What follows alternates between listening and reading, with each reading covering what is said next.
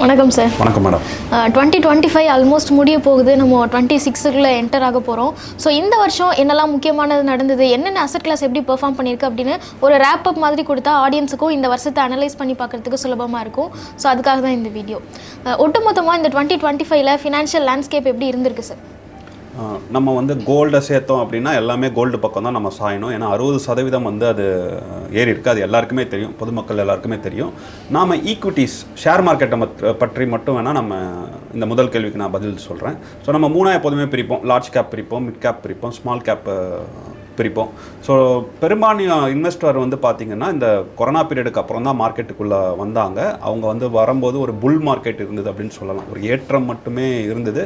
Small கேப்பில் நீங்கள் எந்த பணத்தை போட்டாலும் அள்ளி கொடுத்தது அப்படின்னு சொல்லலாம். ஆனால் எல்லாரும் ஸ்மால் கேப்பில் தான் இன்வெஸ்ட் பண்ணிட்டு இருந்தாங்க. இந்த 2025 வந்து அதுக்கு ஒரு செக் பாயிண்ட்டு வச்சுருக்கு. ஏன்னா அப்படி வந்த முதலீட்டாளர்களுக்கு இந்த பெரிய நிறுவனங்கள் மேலே வந்து ஒரு நம்பிக்கை இல்லாமல் இருந்தது. அது கொஞ்சம் பொறுமையாக தான் இன்க்ரீஸ் ஆகும், கொஞ்சம் ரிட்டர்ன் தான் கொடுக்கும் அப்படிங்கிற புரிதல் இருந்தது. ஆனால் இந்த வருஷம் என்ன நடந்திருக்கு அப்படின்னா, இந்த லார்ஜ் கேப் அப்படிங்கிற பெரிய நிறுவனங்கள் வந்து 10% வரைக்கும் ரிட்டர்ன் கொடுத்துருக்கு. பங்குச்சந்தையே ஒரு சைட் வேஸில் தான் இருந்தது. நீங்கள் 1 லட்ச ரூபா போட்டிங்கன்னா இப்போ 90,000 ரூபாய்க்கு வந்திருக்கும் அப்படிங்கிற ஒரு அளவில் தான் இந்த ஒரு வருடம் இருந்தாலுமே லார்ஜ் கேப் வந்து 10% ரிட்டர்ன் கொடுத்துருக்கு. அதுக்கு அப்படியே எதிர்ப்புறமாக ஸ்மால் கேப் வந்து -5% அப்படிங்கிற அளவில் ரிட்டர்ன் கொடுத்துருக்கு. ஸோ இது ஒரு செக் பாயிண்ட்டாக இருந்திருக்கு. முதல் முறையாக இந்த ஃபினான்ஷியல் இன்ஸ்ட்ருமெண்ட்ஸ்குள்ளே வர்றவங்களுக்கு பல இன்வெஸ்டர் இப்போ தான் வந்து யோசிக்கவே தொடங்கியிருக்காங்க. ஏன்னா எங்களை போன்ற ஆலோசகர்கள் வந்து நீங்கள் வந்து அதிகமாக ரிஸ்க் எடுக்கக்கூடாது, லார்ஜ் கேப்பில் இன்வெஸ்ட் பண்ணுங்கன்னு சொல்லிட்டே வரோம். அதை யாருமே கண்டுக்க மாட்டாங்க. ஆனால் இந்த ஃபினான்ஷியல் இயரில் வந்து பார்த்திங்கன்னா ஃபினான்ஷியல் லேண்ட்ஸ்கேப் அப்படிங்கிறது வந்து அது எப்போதும் போல தான் இருந்திருக்கு. ஆனால் நம்ம மக்களுக்கு வந்து ஒரு புதிய பாடத்தை கற்றுக் கொடுத்திருக்கு அப்படின்னு சொல்லலாம். ஓகே, பட் இந்த லார்ஜ் கேப்பில் மக்கள் அதிகமாக கான்சென்ட்ரேட் பண்ணியிருக்காங்க அப்படின்னு சொல்கிறீங்க. இது மார்க்கெட்டோட வொலாட்டிலிட்டி ஜாஸ்தியாக இருந்ததுனால அந்த மாதிரி ஒரு ப்ரொஜெக்ஷன் தெரியுதா? மக்கள் அதிகமாக கவனம் செலுத்தியிருக்காங்கன்னு சொல்ல மாட்டேன். மக்கள் இன்னுமே ஸ்மால் கேப்பில் தான் கவனம் செலுத்திட்டு வராங்க. ஏன்னா நீண்ட கால அடிப்படையிலங்கும்போது நம்மளும் ஸ்மால் கேப்பை வந்து பரிந்துரை செய்கிறோம். ஆனால் லார்ஜ் கேப் வந்து வளர்ந்ததுக்கு மிக முக்கியமான காரணம் வந்து பார்த்திங்கன்னா நம்மளுடைய கம்பெனிஸோட ஏர்னிங்ஸ் வந்து நல்லா இருந்திருக்கு, ஒரு ஸ்டெபிலிட்டி இருந்திருக்கு. அரசாங்கங்கள் வந்து அதுக்கான வழிகளையும் வகுத்திருக்காங்க. ஜிஎஸ்டியை குறைச்சாங்க, இன்ட்ரெஸ்ட் ரேட்டை குறைச்சி அதிகமான பணத்தை வந்து சந்தைக்குள்ளே கொண்டு வந்திருக்காங்க. அது எங்கே பிரதிபலிக்கும் அப்படின்னு பார்த்தீங்கன்னா பெரிய நிறுவனங்களில் தான் பிரதிபலிக்கும். அவர்கள் தான் முதல் பயனாளிகள் அப்படின்னு சொல்லலாம். ஸோ அந்த வகையில் தான் லார்ஜ் கேப் கம்பெனிஸ் வந்து அதிகமான ரிட்டர்ன்ஸ் வந்து இந்த வருடம் கொடுத்துருக்காங்க. ஸோ முதலீட்டாளர்கள் எல்லாருமே இங்கே திரும்பிட்டாங்கன்னா அது காரணம் கிடையாது. அதோட மதிப்பு வந்து உயர்ந்திருக்கு இந்த வருடத்தில்.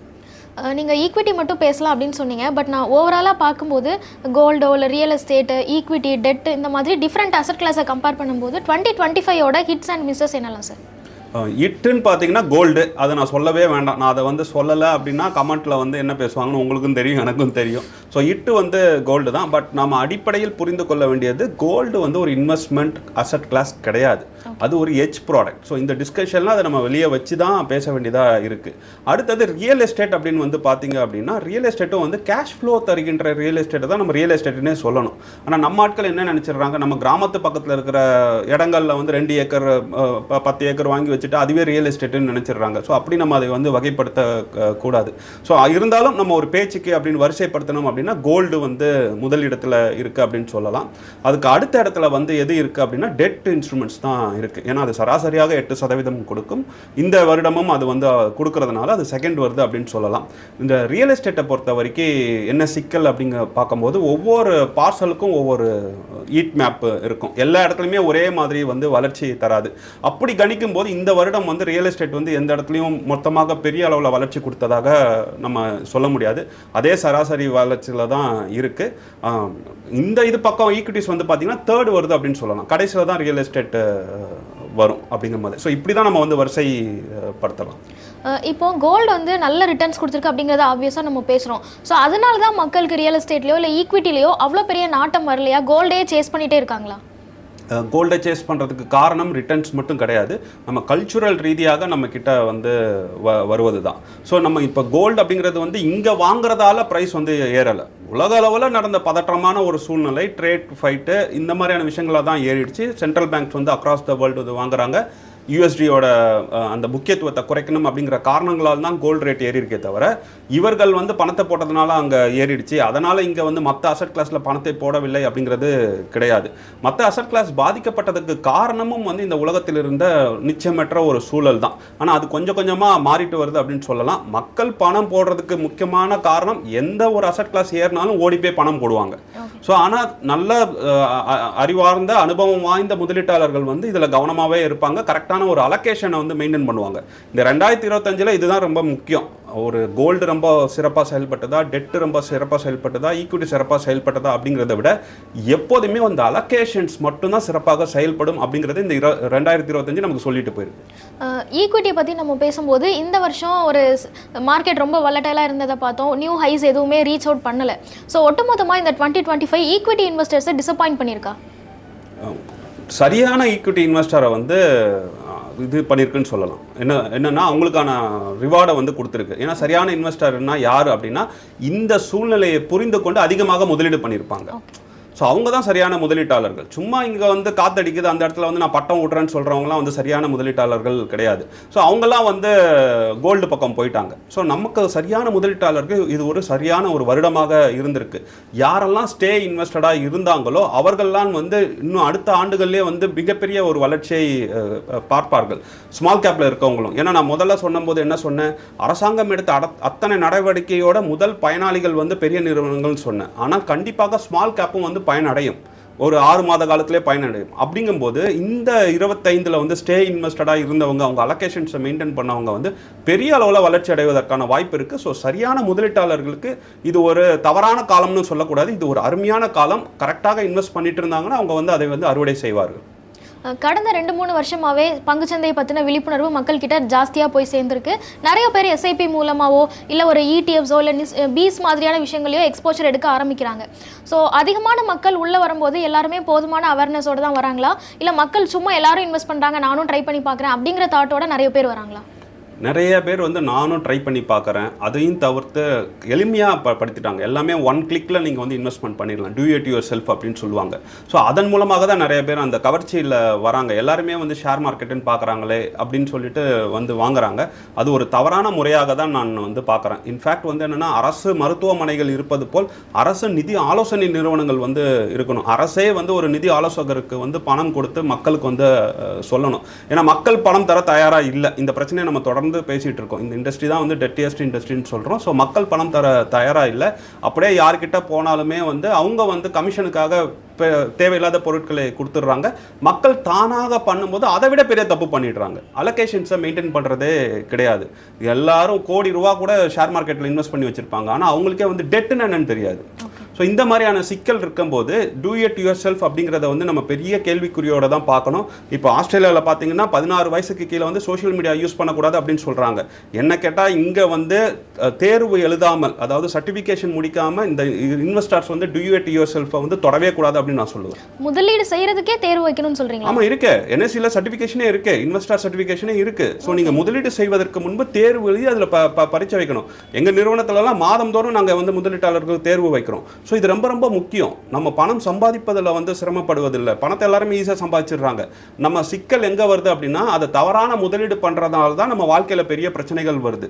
ஸோ நீங்கள் இந்த டூ இட் யுவர் செல்ஃபை வந்து நீங்கள் இப்போ நம்ம வந்து ஒரு மியூச்சுவல் ஃபண்ட் டிஸ்ட்ரிபியூஷன் ப்ராடக்ட் விற்கணும்னா நாங்கள் வந்து அந்த ஆம்ஃபி எக்ஸாம்லாம் எழுதணும். அதே மாதிரி நீங்களே வந்து ஒரு விஷயத்தை செய்கிறீங்க அப்படின்னா அப்போ நீங்களும் தேர்வு எழுதுங்க.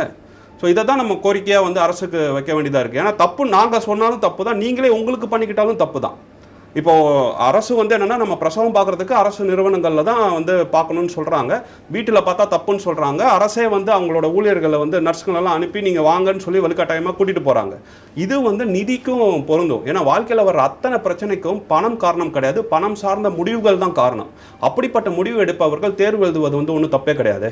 ஆனால் இந்த மாதிரி தேர்வு வைக்கணும் அப்படின்னு நீங்கள் கோரிக்கை வைக்கிறீங்கன்னா இது ஒரு எலைட் ப்ராடக்டாக மாற்றலையா? நான் ஒரு தங்கத்துலையோ ஒரு ரியல் எஸ்டேட்லையோ முதலீடு செய்கிறேன்னா நான் முடிவெடுப்பேன், சுற்றி இருக்கவங்க கிட்ட கேட்பேன், நான் முடிவு எடுத்துருவேன். இது ஒரு எலைட் ப்ராடக்டாக மாற்றி ஒரு சாமானிய மக்களுக்கு இது நமக்கானது இல்லை, இது ரொம்ப பெரிய விஷயம், இது வந்து கொஞ்சம் மேற்தட்டில் இருக்கிற மக்களுக்கானது அப்படிங்கிற ஒரு உணர்வை நம்ம அவங்களுக்கு கொடுக்குறோமா? தேர்வுங்கிறது எல்லாருமே எழுதிட்டு தான் வரும். இப்போ நம்மளுடைய கல்வி நிலையங்களே பார்த்தீங்கன்னா எவ்வளோ பேர் வந்து 10வது எடுத்து தேர்வு அடைகிறாங்கன்னு பார்த்தாலே உங்களுக்கே தெரியும் 90% மேலே எடுக்கிறோம். அதை தவிர்த்து நம்ம அண்டர் கிராஜுவேஷன்ஸ் போகிறதெல்லாம் வந்து அந்த இதெல்லாம் கணக்கெல்லாம் சொல்லுவாங்க. அதிகமான மக்கள் வந்து தமிழ்நாட்டில் இருந்து தான் போகிறாங்கங்கிற 50% மேலே மக்கள் போயிட்டு இருக்கிறாங்க. அப்படிப்பட்டவர்களுக்கு இந்த தேர்வு எழுவதில் என்ன சிரமம் வந்துட போகுது? இதை எப்படி நம்ம எலைட் பண்ணலைன்னு சொல்ல போகிறோம்? ஆனால் என்னோட பணத்தை நான் முதலீடு செய்கிறதுக்கு நான் ஏன் ஒருத்தங்களுக்கு தேர்வு எழுதி ப்ரூவ் பண்ணணும் அப்படின்னு கேட்குறேன். என்னோட உடம்பு நானே பிரசவம் பார்த்துப்பேன் அப்படின்னு சொல்லி பண்ணுறதையும் தப்புங்கிறது தான் இந்த அரசாங்கம் சொல்லுது. நீங்கள் அரசு மருத்துவமனையில் வந்து பிரசவம் பாருங்கள் அப்படின்னு சொல்கிறாங்க.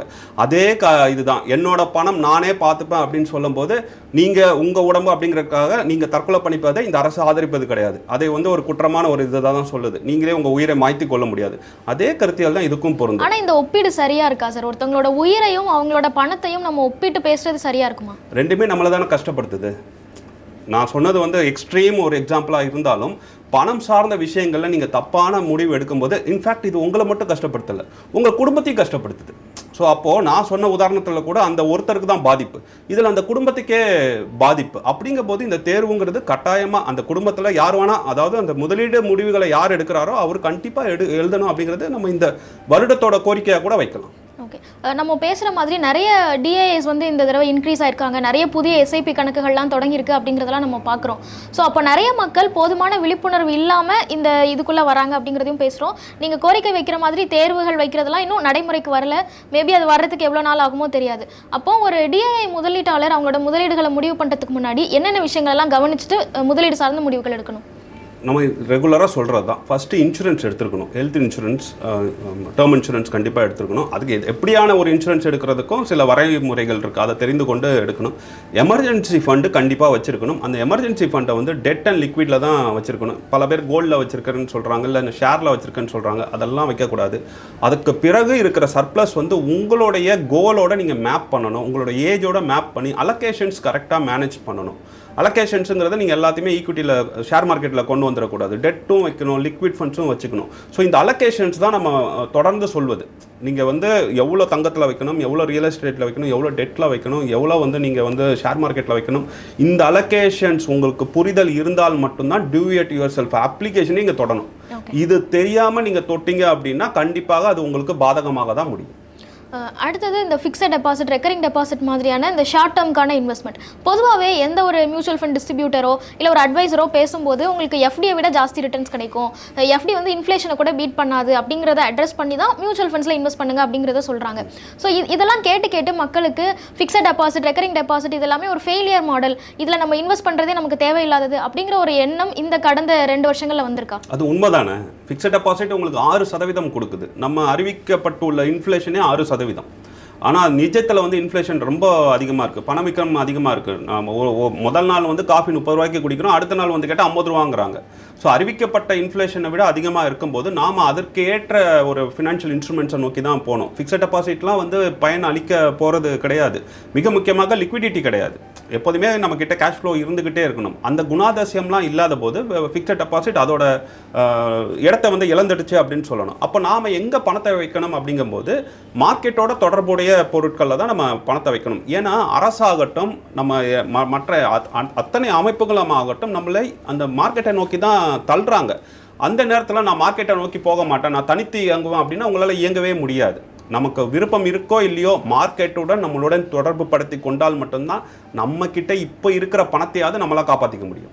ஆனால் இப்போ ஒரு வருஷத்துக்கான தேவை இருக்குது. உதாரணத்துக்கு ஸ்கூல் ஃபீஸ் கட்டணும் அப்படின்னா அடுத்த ஏப்ரலில் கட்டுறேன்னா இந்த ஏப்ரல்லேருந்தே மாதம் ஆர்டி போட்டு சேர்த்து வைக்கிறதெல்லாம் நானே பர்சனலாக நிறைய பேரை பார்த்துருக்கேன். ஸோ இந்த மாதிரியான ஒரு கம்ஃபர்ட் அது கொடுக்குதில்ல. நான் மொத்தமாக ஒரு பணத்தை ரெடி பண்ணுறதுக்கு மாதம் சின்னதாக சேர்த்து வைக்கிறேன், அதுக்கு எனக்கு ஒரு வட்டியும் கிடைக்குது, அதை எடுத்துகிட்டு போய் ஸ்கூல் ஃபீஸ் கட்டுறேன். இந்த மாதிரியான பர்பஸ், ஒரு வருஷத்துக்கான தேவை, இல்லை எனக்கு ஒரு சேமிப்பு பழக்கம் வரணும், அதுக்காக மாதம் ஒரு 500 ரூபாய் 1000 ரூபாய் போடுறேன் அப்படிங்கிற மாதிரியான இந்த கோல்ஸை இல்லை இந்த ஒரு ஹேபிட்டை என்கரேஜ் பண்ணுற மாதிரி மியூச்சுவல் ஃபண்ட்ஸ்லையோ இல்லை பங்குச்சந்தையிலையோ வேற ஏதாவது ஒரு ப்ராடக்ட்ஸ் இருக்கா? ஆமாம், மியூச்சுவல் ஃபண்ட்ஸில் தான் அருமையான ப்ராடக்ட் இருக்குது. மணி மார்க்கெட்டோட தொடர்புடைய உங்களுக்கு லிக்விட் ஃபண்ட்ஸ் இருக்குது, அல்ட்ரா ஷார்ட் டேர்ம் இருக்குது. இதெல்லாம் பங்கு சந்தையோட தொடர்புடையாத இதெல்லாம் பங்குச்சந்தையோட தொடர்பு இல்லாத இன்ஸ்ட்ருமெண்ட்ஸ். ஓகே. நம்ம பங்குச்சந்தைக்கு தான் வரணும் அப்படின்னாலுமே 5 வருடத்துக்கு தேவையில்லாத பணத்தை தான் நீங்கள் பங்குச்சந்தைக்கு கொண்டு வரணும். அதுக்கு கீழே இருக்கிற ப்ராடக்ட் எல்லாமே டெட் இன்ஸ்ட்ருமெண்ட்ஸ்னு சொல்லுவாங்க. ஸோ நான் முதல்ல சொன்ன அந்த டியூ இட் யுவர் செல்ஃபில் இருக்கிற சிக்கலே என்னன்னா, இந்த டெட் இன்ஸ்ட்ருமெண்ட்ஸை பற்றி யாருக்குமே தெரியல. அந்த டெட் இன்ஸ்ட்ருமெண்ட்ஸ் வந்து ஒரு வருடத்துலேருந்து, அதாவது ஒரு வாரத்தில், ஒரு நாளிலிருந்து 5 வருஷம் வரைக்கும் உங்களுக்கு டெட் இன்ஸ்ட்ருமெண்ட்ஸை நீங்கள் கட்டமைக்கலாம். ஸோ ஸ்கூல் ஃபீஸ்லாம் நீங்கள் கட்டணும் அப்படின்னா, இல்லை ஒரு காப்பீடுகள் கட்டணும், இல்லை அவசர நிதியை வைக்கணும் அப்படின்னா இந்த மாதிரியான டெட் இன்ஸ்ட்ருமெண்ட்ஸில் தான் நீங்கள் வச்சிருக்கணும். இது ஏற்றம் மட்டும்தான் கொடுக்கும், இறக்கம் கொடுக்கவே கொடுக்காது. நீங்கள் பங்குச்சந்தைக்கு வந்துட்டீங்கன்னா இறக்கம் இருக்கும். ஸோ அதனால தான் 5 வருடத்துக்கு தேவையில்லாத பணத்தை நம்ம அங்கே கொண்டு வரணும்னு சொல்கிறோம். ஸோ நீண்ட கால அடிப்படையில் க்ரோத் ரொம்ப முக்கியம் அப்படிங்கிறனால தான் நீங்கள் ஃபிக்ஸட் டெபாசிட் அவாய்ட் பண்ணுங்கன்னு சொல்கிறோம். ஆனால் ஃபிக்ஸட் டெபாசிட்டுக்கு மாற்று வந்து பங்குச்சந்தை கிடையாது. ஃபிக்ஸட் டெபாசிட்டுக்கு மாற்று வந்து டெட் இன்ஸ்ட்ருமெண்ட்ஸ். பாண்ட் மார்க்கெட்டில் இன்வெஸ்ட் பண்ணுவாங்க, மணி மார்க்கெட்டில் இன்வெஸ்ட் பண்ணுவாங்க. ஸோ அதுதான் மாற்றே தவிர உங்களுக்கு பங்குச்சந்தை வந்து மாற்று கிடையாது.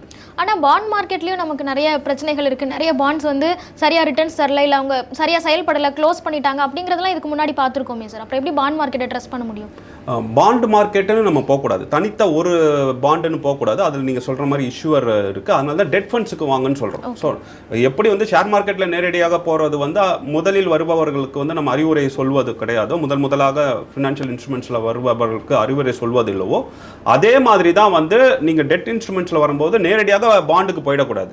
நீங்கள் ஒரு பெரிய ஒரு இன்வெஸ்டர் கையில் வந்து 1 கோடி ரூபா வச்சிருக்கீங்க, முதலீட்டு பணமே, அப்படிங்கும் போது தான் நீங்கள் நேரடி பாண்டில் போகிறத பற்றி கொஞ்சமாக சிந்திக்கலாம். அது கொஞ்சம் தொகையை மட்டும் போட்டு வைக்கலாம். மற்றபடி மொத்தமும் நீங்கள் வந்து டெட் மியூச்சுவல் ஃபண்ட்ஸில் தான் வைக்கணும். ஒரு அனுபவஸ்தர் வந்து அதை வந்து மேலாண்மை பண்ணுவார். அதில் நம்ம ரேட்டிங் இருக்குது. இதில் மிக முக்கியமாக அந்த மியூச்சுவல் ஃபண்ட் டெட்டை பற்றின புரிதலும் நமக்கு தேவை. ஃபார் எக்ஸாம்பிள், கிளாசிக் எக்ஸாம்பிள் பார்த்தீங்கன்னா கில்ட் ஃபண்டுன்னு சொல்லுவோம். அரசாங்க பத்திரங்களில் வந்து முதலீடு செய்வது. அது வந்து பார்த்தீங்கன்னா எஸ்பிஐ மேக்னம் கில்ட் ஃபண்ட் வந்து பார்த்தீங்கன்னா இப்போ வந்து 2%, 3% இந்த ரிட்டர்ன்ஸ் தான் கொடுத்துட்ருக்கு. ஆனால் அதோட மாடிஃபைட் டியூரேஷன் வந்து பார்த்தீங்கன்னா 6லேருந்து 7 வருஷம். ஸோ இது வந்து ஒரு நீண்ட கால அடிப்படையான பாண்டு.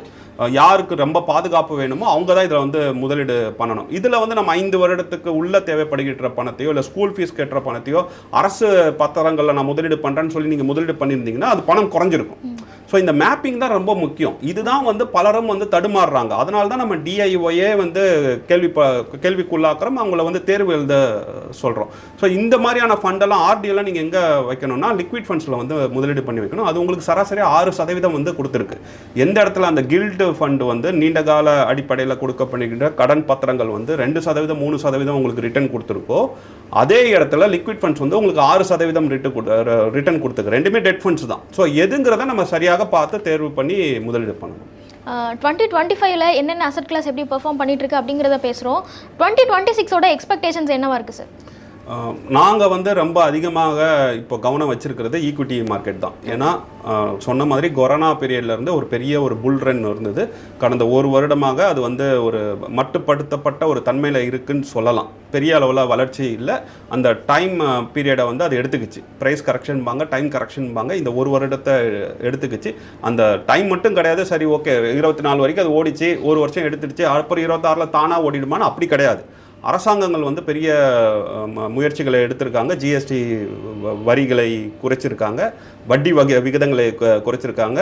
அமெரிக்கா கூட நமக்கு இருந்த பிரச்சனைகளும் தீர்க்க போகுது அப்படிங்கிறத செய்திகள் தொடர்ந்து வந்துக்கிட்டே இருக்குது. ஸோ ட்ரேடு வந்து ரொம்ப இன்க்ரீஸ் ஆக போகுதுங்கிறாங்க. இதை தவிர்த்து இந்திய அரசாங்கம் வந்து பல நாடுகளில், இப்போ சமீபத்தில் நியூசிலாந்து கூட தடையற்ற வர்த்தகம் ஒப்பந்தங்கள் போடப்பட்டிருக்காங்க. ஏன்னா அமெரிக்காவிலேருந்து கவனத்தை வேறு இடத்துல மாற்றிருக்காங்க. ரஷ்யாவிலேருந்து நமக்காக ஒரு புது இண்டெக்ஸை உருவாக்கி அதில் அவங்க முதலீடு பண்ண போகிறாங்க. ஸோ இப்படியான மாற்றங்களை நம்ம பார்க்குறோம்.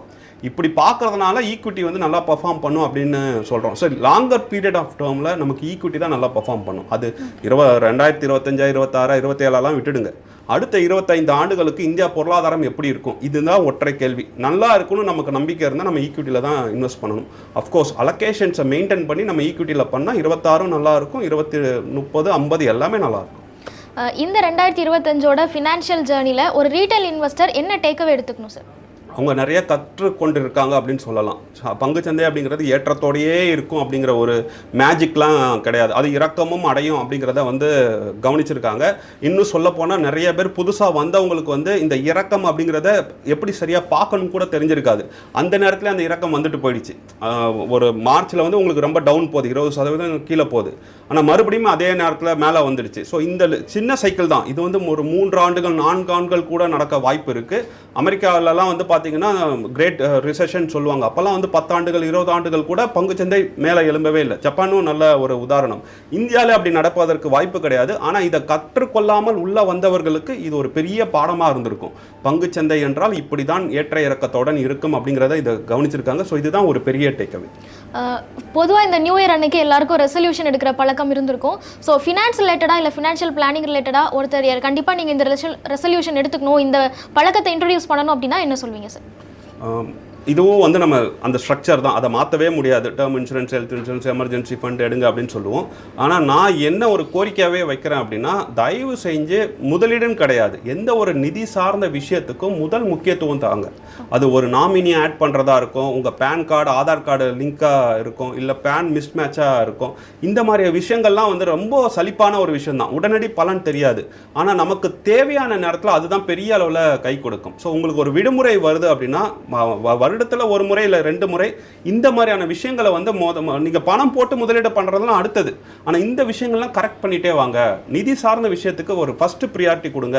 ஏன்னா நிதிக்காக தான் நம்ம எல்லாருமே கஷ்டப்பட்டு ஓடிக்கிட்டே இருக்கோம். இப்படி ஓடிக்கிட்டே இல்லாமல் கொஞ்சம் நின்று நிதி சார்ந்த விஷயங்களை செய்வதற்கு நீங்கள் நேரம் கொடுங்க அப்படிங்கிறது தான் என்னோட கோரிக்கை. அதை வந்து அவங்க ஒரு முதல் தீர்மானமாகவே எடுக்கலாம். ஸோ இந்த 2025 எப்படி இருந்திருக்கு அப்படிங்கிறத ஒரு டீட்டெயில் அனாலிசிஸாக கொடுத்துருக்கீங்க. Thank you so much. நன்றி மேடம். நன்றி.